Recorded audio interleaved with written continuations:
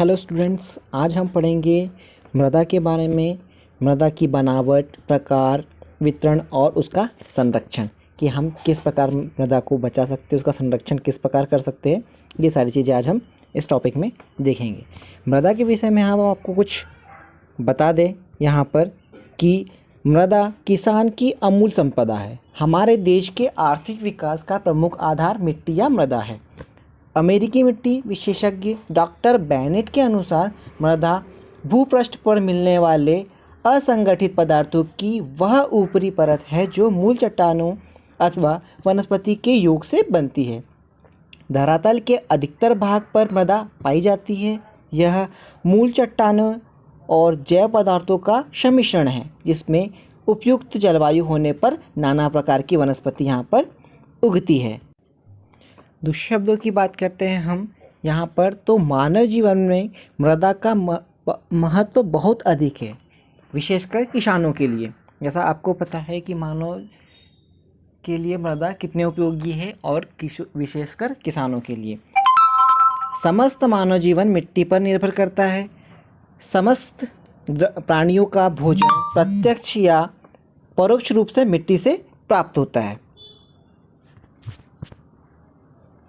हमारे वस्त्रों के निर्माण में प्रयुक्त कपास, रेशम, जूट व ऊन प्रत्यक्ष या परोक्ष रूप से हमें मिट्टी से ही मिलते हैं। जैसे भेड़ मिट्टी पर उगी घास खाती है और हमें ऊन देती है। रेशम के कीड़े वनस्पति पर जीते हैं और वनस्पति मिट्टी पर उगती है। भारत में लाखों घर मिट्टी के बने हुए हैं। हमारा पशुपालन उद्योग, कृषि और वन उद्योग मिट्टी पर आधारित है।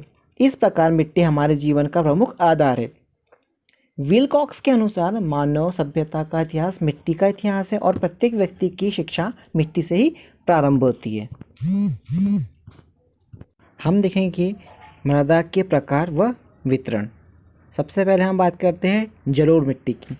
जलोढ़ मिट्टी, इसे काप मिट्टी, 2 मिनट मिट्टी, कछारी या चीका मिट्टी कहा जाता है। यह मिट्टी हल्के भूरे रंग की होती है। खुदाई करने पर यह मिट्टी 490 मीटर की गहराई तक पाई जाती है। सेकंड मिट्टी की बात करते हैं हम, काली मिट्टी की। काली या रेगड़ मिट्टी, इस मिट्टी को रेगड़ या कपास वाली काली मिट्टी भी कहते हैं। इसका रंग गहरा काला और कणों की बनावट बारीक व घनी होती है। इसमें अधिक देर तक जल एवं नमी ठहर सकती है। थर्ड बात करते हैं हम लाल मिट्टी की। यह मिट्टी शुष्क तर जलवायु में प्राचीन रवेदार और परिवर्तित चट्टानों से टूट फूट से बनती है। ताप्ती नदी घाटी में पहाड़ियों के ढाल पर लगातार अधिक गर्मी पड़ने से चट्टानों के टूटने पर इसमें मिला हुआ लोहा मिट्टी में फैल जाता है, जिससे इसका रंग लाल हो गया।